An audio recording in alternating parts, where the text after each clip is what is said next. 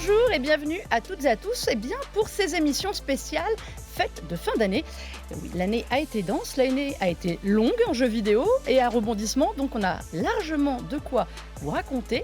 Et pour l'occasion, on est trois, il fallait bien ça pour cette année 2023, avec Panta. Bonjour. Enfin, dans cette Bonjour. émission. Oui. Comment ça va Après moult sollicitations, j'ai décidé de venir. Arrivé dans le traîneau du Père Noël. Ouais, ça va super bien. Je suis très heureux d'être là avec vous aujourd'hui. Écoute, ça nous fait bien plaisir. Et face à toi, duo de choc, Eh ouais. Elisa, le retour aussi. Comment ça va, Hello, Elisa? ça va et toi? Écoute, très bien, plein de choses à raconter. Ouais, plein. Merci d'être là pour me soutenir parce que l'émission a commencé avant l'émission et il va y avoir du fight sur les jeux de l'année. Menro, écoute, ça me fait plaisir aussi de te revoir avec nous. Ouais, maintenant, carrément. ici t'es bien quand même. Je suis pas mal, je commence à prendre mes quartiers. Tu fais des cartes d'abonnement ou pas? Ouais, Oh, tu vois, parce et au bout de 10 fois où tu viens, t'as la 11e fois gratuite. Hey. Il y a tout 2024. Je vais venir plus souvent. Et voilà, enfin il le dit. Vous êtes tous témoins, Panta reviendra. Bon, peut-être pas, on en reparle dans une heure. En attendant, on va revenir sur les jeux qui ont marqué l'année, les événements qui ont marqué l'année, évidemment. On vous fera aussi nos recos cadeaux, parce que c'est la période, et s'il n'y a pas d'autre période pour le faire. Donc c'est parti pour une longue série de rétro de l'année, et on commence tout de suite avec une actu qui n'est plus à chaud, mais qui a quand même été très chaude cette année.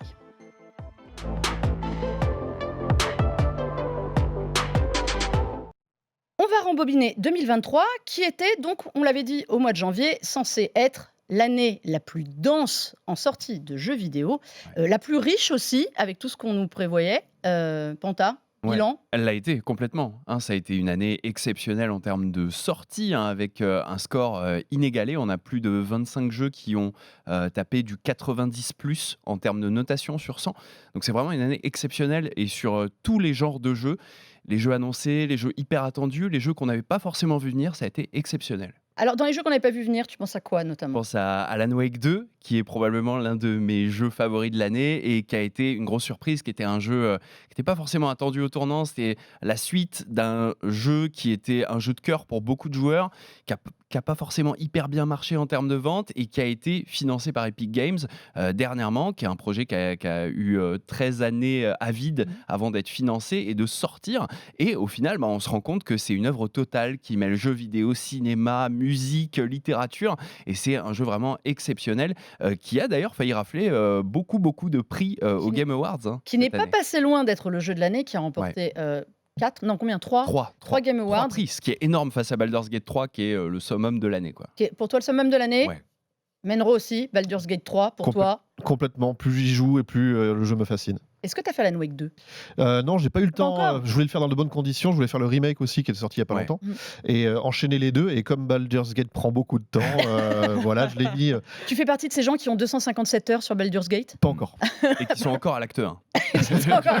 Il y en a. Elisa, tu as fait Baldur's Gate et Alan Wake 2 ou pas? J'ai pas fait, mais alors beaucoup entendu parler des deux. Et effectivement, j'ai vu beaucoup de gameplay en live, etc. Et les deux ont l'air vraiment incroyables. Je vais pas cacher que j'ai peut-être une petite préférence pour Baldur's Gate 3 parce que moi, les jeux de rôle, j'adore ça. Mais effectivement, les deux sont surprenants et puis ils étaient attendus, mais on les pensait pas si forts en fait. C'est ça surtout, c'est ça que j'allais vous dire, c'est que si on se remet au mois de janvier dans les jeux attendus, on ne parle pas de Baldur's Gate 3 qui arrive en plus au cœur de l'été au moment où tout le monde est en vacances. Quelques initiés juste. Oui, c'est ça. Ouais. Oui, Mais c'est ça. je le redirai tout le temps parce que ça me fait marrer, c'est ma blague. Ceux qui l'avaient fait déjà en early access sur Stadia, mine de rien. C'est vrai. Et oui, je le rappelle aux gens parce que moi je fais On partie l'oublie. des gens qui ont fait Baldur's Gate 3 sur Stadia à Tu as la l'époque. manette encore? J'ai encore la manette, exactement. Et Alan Wake 2, comme tu disais, ça faisait 13 ans qu'on l'attendait. C'était pas forcément le jeu C'est un jeu qui est d'une beauté hallucinante. Alan Wake 2, si vous avez pu le tester, vous vous en êtes rendu compte. Si vous ne l'avez pas fait, il faut au moins regarder ça. Il a aujourd'hui tout ce qui se fait de mieux possible au niveau des images. On a parlé du ray tracing, on a du path tracing dedans. C'est-à-dire vraiment de pouvoir de jouer avec tous les effets de lumière, les effets possibles. Ouais. Est-ce que c'est ça l'avenir, le futur du jeu vidéo? Euh, Est-ce que c'est plus Alan Wake 2 que Baldur's Gate 3? C'est vraiment une proposition très différente des deux, quoi. Baldur's Gate 3 va chercher dans le vrai jeu de rôle, le fait de ne pas forcément savoir si on est dans une quête principale, secondaire, comment est-ce que nos choix vont être impactants pour l'histoire. avoir beaucoup d'embranchements sur nos décisions, beaucoup d'impact, beaucoup de ressenti, beaucoup de roleplay. Là où Alan Wake va être plus un ovni, véritablement réaliste, Photoréaliste. avec un mélange entre des acteurs, avec des personnages qui ont été mocapés, performance capée, avec de la performance capture, donc qui permet de retranscrire parfaitement les visages et les émotions et tout ça. Donc on a vraiment 2 chemins, vers lequel, s'engagent ces jeux qui vont probablement faire des petits et c'est bien qu'on ait ces 2 chemins.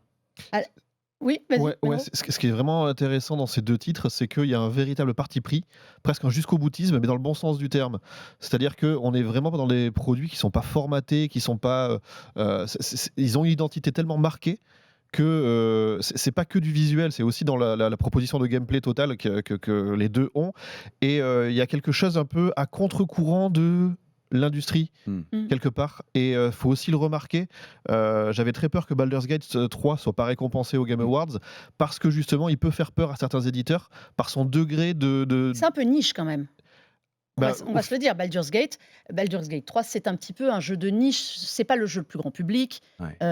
C'est pas le jeu le plus facile à aborder quand même. En fait, j'ai l'impression que Baldur's Gate 3 a le même effet que Elden Ring pour les Souls. Mmh. Donc, Ouais. Elden Ring est arrivé à démocratiser les Souls en le rendant plus abordable et aussi incroyablement, parfait dans sa proposition. Là où Baldur's Gate 3 arrive aussi à démocratiser le CRPG, donc le Computer RPG, le jeu de rôle pour PC quoi, en gros, qui est un genre assez de niche de Mmh. base, avec, des sorties assez régulières, mais, qui passent un peu sous le radar la plupart du temps.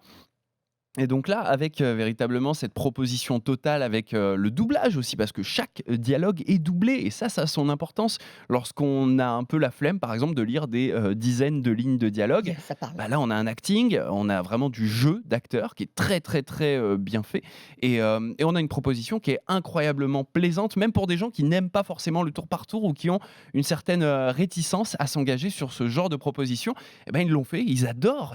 Tout le monde adore jouer à Baldur's Gate 3, en fait. Et donc c'est pour ça que c'est le jeu de l'année? c'est aussi pour ça et c'est aussi parce que justement, c'est le jeu d'un studio, donc l'histoire du studio est intimement liée à ce genre de jeu, L'Ariane Studio. l'Ariane Studio et ils ont failli mettre la clé sous la porte plein de fois dans leur histoire et qu'au final on les appelle pour faire Baldur's Gate 3 10-15 ans après le début de leur histoire à eux. C'est tellement une reconnaissance et une jolie histoire, vraiment c'est du storytelling incroyable et moi je reviens sur le tour par tour dont tu parlais. Mmh. On entend depuis quasiment une dizaine d'années que le tour par tour c'est un genre has-been et que c'est faut arrêter. Final Fantasy s'en est totalement éloigné cette année en plus, Ouais. par exemple. Et là cette année on se retrouve avec un Super Mario RPG qui est en remake. On se retrouve avec un Baldur's Gate 3 qui est du vrai tour par tour et pas de la pause active comme pouvaient l'être pas mal de jeux de ce genre-là. Et ça change absolument tout. On voit que même aujourd'hui, ça peut avoir du succès. Même aujourd'hui, les joueurs n'y sont pas réfractaires. Et je pense que ça peut être. J'espère qu'il fera des petits parce que qu'est-ce que ça manque d'avoir beaucoup plus de stratégie que de l'action sans Ouais. arrêt, quoi. Il va forcément faire des petits quand ça marche comme ça. C'est sûr. Moi, je Il rêve. y en a plein l'année prochaine et plein Je- l'année suivante. Je rêve vraiment qu'on confie à l'Ariane Star Wars pour qu'il fasse un vrai Knight of the Old Republic 3. Mm. Il y a KOTOR Remake qui. C'est vrai qu'on manque de jeux Star Wars en plus. T'as Ouais, raison, bah ouais. oui. Non, mais des vrais jeux RPG Star Wars. Non, c'est vrai, franchement, on ça rigole, mais il n'y en a pas. Même un Seigneur des Anneaux, moi qui suis fan de la saga Mais oui. Seigneur des Anneaux, mais qu'est-ce que je rêverais de pouvoir être dans l'univers des C'est vrai Seigneurs que là-dessus. les univers s'y prêtent. Il y a un jeu, donc on a parlé beaucoup d'Alan Wake et Baldur's Gate ces derniers Mm. temps. Il y a un jeu qui était quand même censé être le jeu de l'année que tout le monde attendait, c'est Legend of Zelda. Ouais. Et Tears of the Kingdom, qui finalement a eu son moment de hype au moment de sa sortie, mais alors aujourd'hui on n'en parle plus. Pourquoi? Peut-être pas assez novateur en termes de gameplay. Bah, évidemment, c'est pas une version 1.5 comme beaucoup aiment à le dire, hein. Il y a eu beaucoup de nouveautés, notamment agrandissement de la map. La principale nouveauté, c'est de construire des, Non, mais voilà, le pouvoir de véhicules avec l'emprise des qu'il y a- troncs d'arbres, quoi. le pouvoir de l'emprise qui a déferlé sur les réseaux et qui a donné des créations incroyables. Mais bon, outre ça, il n'y avait pas énormément de nouveautés. Et en fait, je pense que c'est ce qui manque aujourd'hui pour vraiment se démarquer, c'est qu'il y avait tellement de jeux cette année que finalement, celui qui allait vraiment remporter le titre de GOTY, c'est celui qui allait se démarquer au niveau de l'innovation, au niveau de ce qu'il apporte de vraiment de novateur, quoi. Et Baldur's Gate a lui frappé très fort comparé à Zelda. Ça, c'est Zelda, déception? ou pas? Enfin, Euh, déception, c'est dur de dire déception, Non, j'ai mais adoré, mais j'ai trouvé ça trop cool comme jeu, les pouvoirs d'emprise et tout, pouvoir fabriquer nos propres armes, nos propres boucliers en prenant ça et là des éléments, j'ai trouvé ça hyper malin. C'est un excellent jeu, mais comme tu le dis Elisa, en fait c'est une année tellement folle qu'en fait il y a que le haut du panier qui se distingue et on a beau être un excellent jeu comme l'ont été Spider-Man 2 par on va exemple parler de aussi, Spider-Man 2 qui était aussi. hyper attendu, Hogwarts Legacy aussi qui était plutôt cool. Moi j'ai pas forcément adoré. On y vient, Il on y y a vient, il y a beaucoup on de y gens vient qui ont- sur Hogwarts Legacy. il y a beaucoup de gens qui ont adoré Starfield aussi, moi j'ai pas aimé, mais enfin c'est des jeux qu'on, dans une année normale, auraient pu très bien être des prétendants au fameux Graal du jeu de l'année. Malheureusement, ils ont été évincés par Baldur's Gate 3, Alan Wake et par d'autres jeux comme ça. C'est le manque d'innovation parce qu'on peut parler aussi, comme tu dis, de Spider-Man 2, qui finalement est un bon jeu. Ça, il n'y a rien à dire. Mais C'est comme dans Tears of the Kingdom, n'a pas révolutionné la recette initiale. Moi, j'ai eu l'impression de jouer au 1, au 1,5 et d'arriver au 2. Est-ce qu'il faut, Medro, on fait quoi de Spider-Man 2? Parce que, messieurs, vous l'avez quand même mis dans le top 5 que je vous ai demandé. C'est vrai. Alors, Donc, Pas moi. non, enfin pas toi. Non, qu'est-ce qui l'a mis? Non, Non, c'est pas moi, Elisa. je crois, ouais. C'est Elisa qui l'a mis. Moi j'ai mis Non, aussi. Medro, tu l'as pas mis. Je sais qu'on était 2 sur 4 à le mettre. Non, ouais, Zelda et Spider-Man, c'est un peu la même chose, comme on disait, c'est qu'on a la supérieure version quelque part. J'aime pas trop l'appellation 1.5 parce qu'ils amènent quand même beaucoup de choses chacun. Mine de rien. Delta Toile, sa meilleure innovation de Spider-Man 2. Moi, je me suis éclatée. Mais voilà, c'est pas suffisant peut-être. Et même que ce soit Spider-Man ou même Zelda. Zelda, moi j'y ai passé 500 heures dessus à peu près. C'est colossal. J'ai eu du temps un peu cette année. Mais... Dis donc, oui. Non, mais en plus, il y avait une vraie raison, c'est que Breath of the Wild, je l'avais fait vraiment d'une ligne droite. C'était le début de l'aventure le stream, et là, Breath of the Wild, il sort. C'était la fin de l'aventure le stream. Donc du coup, je me suis dit vraiment là, je vais aller jusqu'au bout. Et donc j'ai vraiment, mais quasiment tout fait, à part les Korogu, tu vois. Mais il y a un truc qui est marquant, c'est que plus tu joues et plus tu vois les boucles de gameplay. Et plus ça devient compliqué. Et surtout, ils n'ont pas retouché aux défauts principaux du premier, à savoir les menus. C'est cool de revenir à l'esprit du premier Zelda sur NES, mais pas les menus. Et le menuing de Zelda, il est complètement daté. Et pour contrebalancer, Baldur's Gate, plus j'avance et plus il me fascine. Ah, mais Baldur's Gate. Tu vois, c'est ça le truc. Donc, et le Spider-Man, voilà, il y a un sentiment de redite. Évidemment, la carte a changé, les pouvoirs font que le scénario change, l'ensemble. Bon, on reste à Manhattan. Enfin, il y a quand même un sentiment de déjà-vu. C'est ça que je trouve. Après, ce serait le premier, c'est ce qu'on se disait. Ce serait le premier Spider-Man qu'on aurait. On crierait au génie parce que le jeu est magnifique. Il n'y a rien à dire. Comme le premier était magnifique sur PS4, moi, j'ai eu cette frustration de retourner en fait quelque part à un jeu que j'avais déjà. J'ai l'impression de continuer le premier et le Miles Morales. Je suis pas hyper emballée par l'idée des deux persos en même temps. J'ai pas trouvé que c'était. En fait, j'étais frustrée du fait de ne pas pouvoir jouer avec celui que je voulais quand je voulais sur l'histoire. Après, ça arrive quand même. Mais voilà, mais ça c'est ma frustration personnelle. Plus souvent, je trouve. Enfin, il y a quand même cette liberté de pouvoir changer quand t'es pas dans des grosses phases narratives, de pouvoir changer un peu quand tu veux. Moi, j'ai bien aimé cette liberté justement de pouvoir changer, mais aussi de vraiment apprendre à connaître chacun des deux personnages et d'avoir une petite préférence pour l'un ou pour l'autre. Ta préférence? Miles Morales. Fanta, ta préférence? Ouais, pareil, Miles Morales. Miles Morales je trouve, aussi. Non, mais... trop cool son gameplay, mais tout le monde. le flow de. Bah, ils ont bien bossé le personnage. Je suis désolée pour Peter Parker, mais il faut céder la place en fait. Et puis il sort l'année où il y a le film, qui est la suite de l'animation, qui est incroyable. Comme par hasard. Et voilà. Bien. Donc, ça tombe bien. Non, mais vraiment, j'ai trouvé que c'était un très très bon jeu. C'est Non, un bon jeu popcorn en fait. Exactement, je suis tout à fait d'accord. Si ça avait tout raflé au Game Awards, il y aurait eu, scandale. C'était compliqué, Bon, sur une année maigre, ça aurait pu le faire. Au final, il repart avec rien quand même. Oui. C'était peut-être un peu sévère. Rien, c'est un peu sévère aussi. Rien, c'est peut-être un peu sévère quand même. En fait, de le sur nommer. La technique, sur le. Ouais. Moi, je trouve que de le nommer, c'est déjà une bonne reconnaissance, en fait. Après, s'il y a plus fort en technique ou autre, en innovation et tout ça, il faut aussi admettre. Il faut aussi aller admettre. Après, chez PlayStation, il y a quand même d'autres grandes licences qui sont incroyables, qui n'étaient pas là cette année. Mais moi, je veux dire, l'annonce du God of War gratuit en DLC, en plus en mode roguelite, c'est un truc qui m'a complètement scotché. Et puis, c'était vraiment dispo genre 2 jours après. Ah oui, ça c'était bien joué. Ça, c'était tellement pas du PlayStation. Voilà. Moi, je me suis arraché les cheveux dessus, hein, mais bon, ça, après, c'est un autre problème sur ce DLC. Il est exigeant. Il est exigeant, bien. Autre adaptation qui fait débat ici, Hogwarts Legacy, évidemment. L'héritage de Poudlard. Donc, il y en a qui sont passés à côté, visiblement. Elisa et moi, on a bien aimé. Moi, je ne suis pas du tout une fan d'Harry Potter, mais j'avoue avoir pris un vrai plaisir sur ce jeu. Peut-être parce que j'aime pas Harry Potter. et que j'ai adoré me balader dans Poudlard. En revanche, Ouais. je trouve que la reconstitution de Poudlard, bon sang, Non, je suis- franchement, là-dessus, après l'histoire, toi, ça t'a pas plu. En fait, j'ai trouvé que c'était un beau parc d'attractions, dans le sens où Poudlard, c'est un musée. En fait, on se balade, c'est hyper bien refait et tout, c'est très bien reconstruit, reconstitué.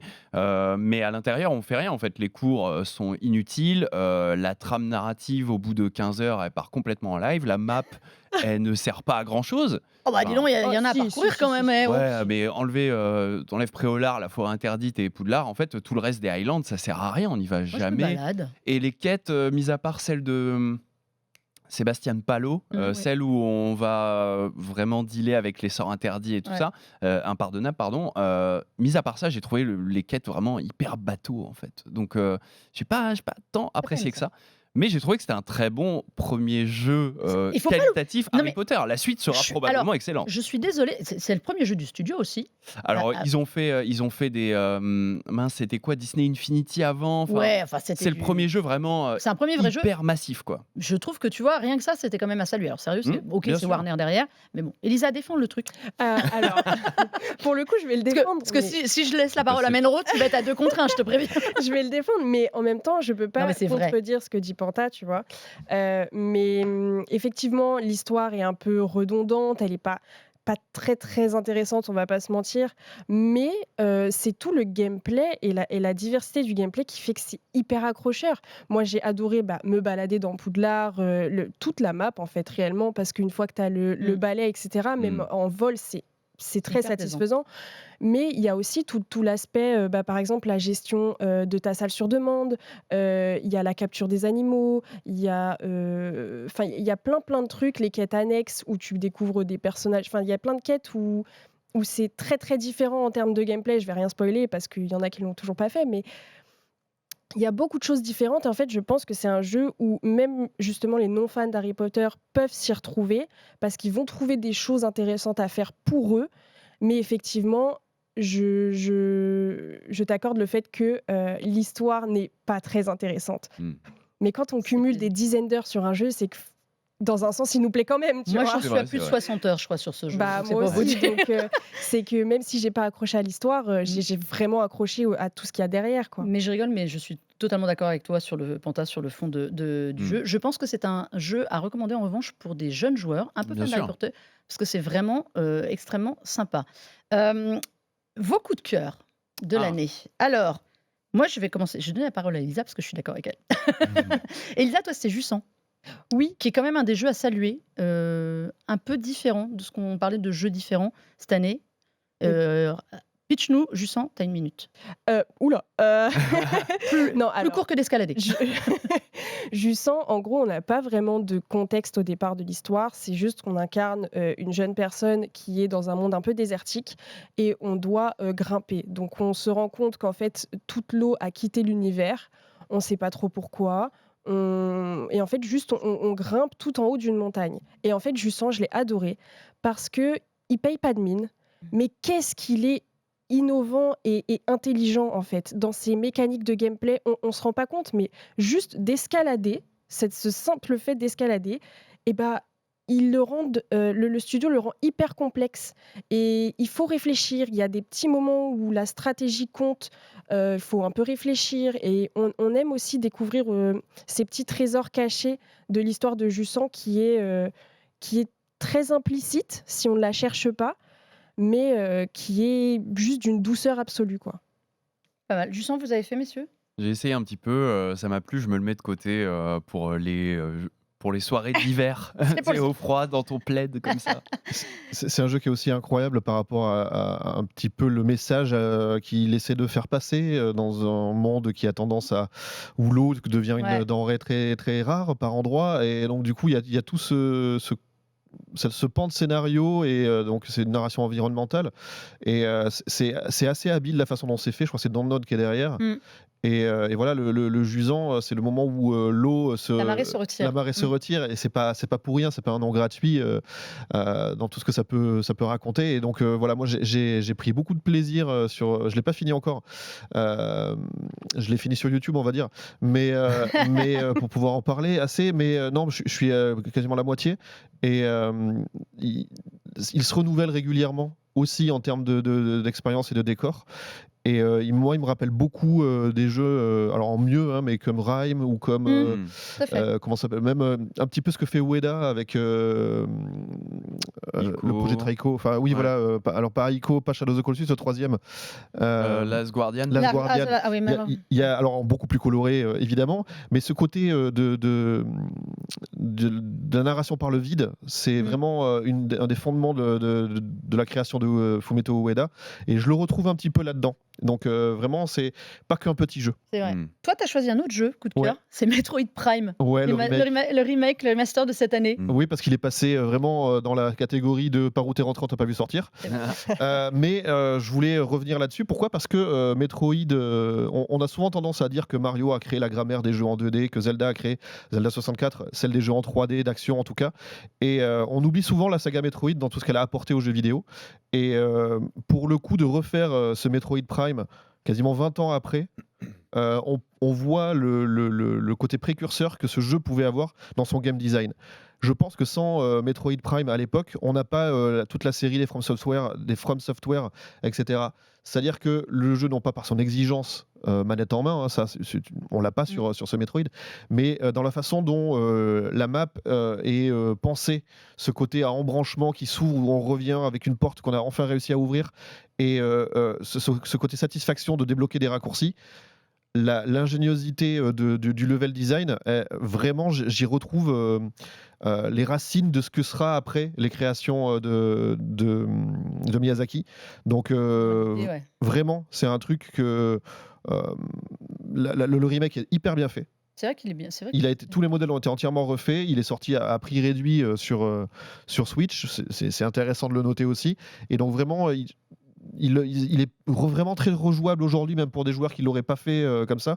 Et il permet d'apprécier ce travail-là. Donc vraiment, je voulais le remettre en lumière et puis dire qu'on attend toujours le 4. Oui, ça allait être ma conclusion. Tu as raison. Alors toi, c'était un jeu dont on a beaucoup parlé récemment. Ouais, c'est Lethal Company. Alors là, pour le coup, pour l'expliquer en une minute, ça va être un Non, enfer. c'est mort, puis parce qu'on va arriver à la fin. Voilà, donc en fait c'est un jeu multijoueur où il se passe des trucs de fou. C'est un peu l'équivalent de Among Us en termes d'ovni vidéoludique, et ça joue énormément sur le vocal. C'est-à-dire qu'en fait on a un chat de proximité et on doit collaborer avec nos potes pour aller sur des planètes hyper inquiétantes avec des monstres et tout ça. Et le but c'est vraiment de collaborer en discutant. On a des talkie-walkie, on dit ah je suis bloqué, il y a un monstre et tout, venez m'aider et tout. Et c'est vraiment hyper drôle à jouer, je vous le recommande. Un bazar total. Ouais. Moi, j'ai 2 petits coups de cœur français cette année. C'est Chains of Scénar. Évidemment. Que j'ai incroyable. Fantastique. On n'allait pas faire une émission sans parler de Chains of Scénar, Ouais. quand même. Que j'ai adoré pour sa proposition visuelle. Ouais. Très Moebius, très coloré, ultra coloré. Et juste son concept de base. Bien sûr. D'ailleurs, Oui. vous êtes dans la tour de Babel, personne ne se comprend. Et il faut que quelqu'un arrive à traduire tout le monde. Et ça, c'est votre rôle.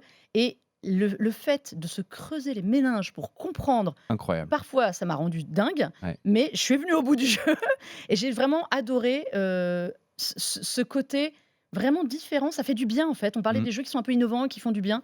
Ça rafraîchit. Moi, vraiment, Chains of Scénar, c'est un de mes jeux préférés de l'année. Avec Jussan aussi, côté français. C'est une tendance, en fait, ça s'appelle les knowledge games. En fait, c'est les jeux où vous-même, vous allez apprendre des choses qui vont vous permettre d'avancer dans le jeu. Là, on apprend des langues. T'as d'autres jeux comme Outer Wilds qui sont incroyables pour ça aussi, où on apprend des fonctionnements, on apprend des mécanismes.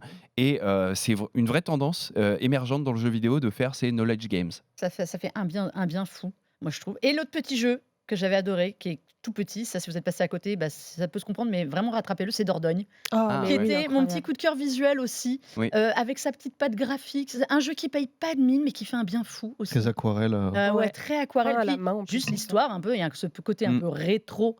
Rétro années 80 avec les 2 Dush qui circulent. Voilà, c'est un petit jeu qui prend en plus 4-5 heures, même pas, Ouais. je ne sais pas, mais qui est à faire, que vous pouvez rattraper en plus sur le Game Pass. Je crois qu'il est aussi disponible sur le PlayStation Plus. Enfin, Jusant aussi sur le Game Pass. Jusant Ouais. sur le Game Pass aussi. Voilà. Des petits jeux français parce qu'on a eu une bonne année française. Absolument. Et il y a des grosses vibes, le château de ma mère, la Ouais, gloire de c'est mon père, clair. c'est très Ouais. pagnol. Voilà. Ça, et puis ça donne envie de retourner en Dordogne. Ouais. Pourquoi pas.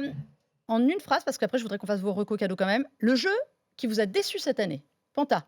Starfield parce que j'en attendais beaucoup. J'étais dans une grosse vibes spatiale et genre le jeu en fait m'a vraiment hyper déçu sur son gameplay, son exploration, ses promesses que j'ai trouvées non tenues et l'écriture, la mise en scène. Enfin bref, il y a pas grand chose que j'ai aimé en fait dans ce jeu. Est-ce qu'il est rattrapable?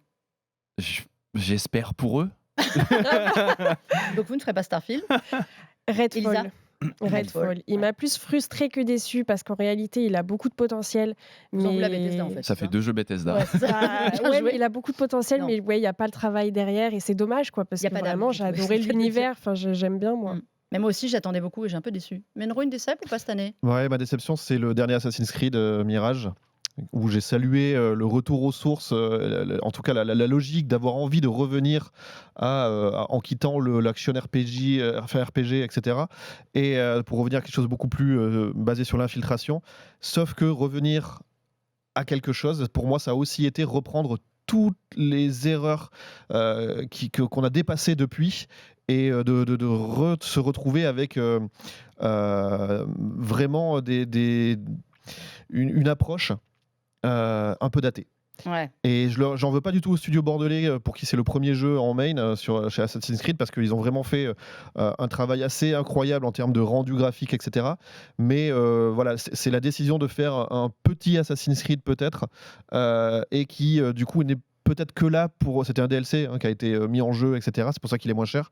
Et il est peut-être là pour faire attendre un petit peu les fans parce qu'on avait vraiment essoré Valhalla jusqu'au bout. Et je trouve que revenir à la logique d'infiltration, on pouvait le faire mieux. Ouais. Et c'est dommage de s'être cantonné à reprendre vraiment des logiques où on court sur les murs, sur les côtés, comme on faisait ça à l'époque de Unity. Et voilà, il y a vraiment l'open world en lui-même, qu'on soit de jour ou de nuit, les personnages font à peu près les mêmes choses, il n'y a rien qui change. On sent que tout est... c'est un petit coup de peinture par-dessus, mais qu'on n'a pas vraiment changé les plâtres, quoi. Ouais, bon, bah c'est bien Donc dommage. je suis déçu, j'en entendais beaucoup plus. On va finir avec vos recos cadeaux. Alors, surtout à tous les deux, vite, parce qu'on est en délai déjà. Bon, moi, ma déception, c'était Flashback 2. Je vous le dis juste parce que j'ai beaucoup porté le jeu Oui. et qu'il est trop buggé et qu'il a perdu son âme en cours de route. Donc, refaites-le en remake. Elisa, t'es venue avec une petite console. Et oui, Miyu, c'est la fais ça court. Miyu Plus, qui est une petite Regarde, console montre-la ta petite caméra.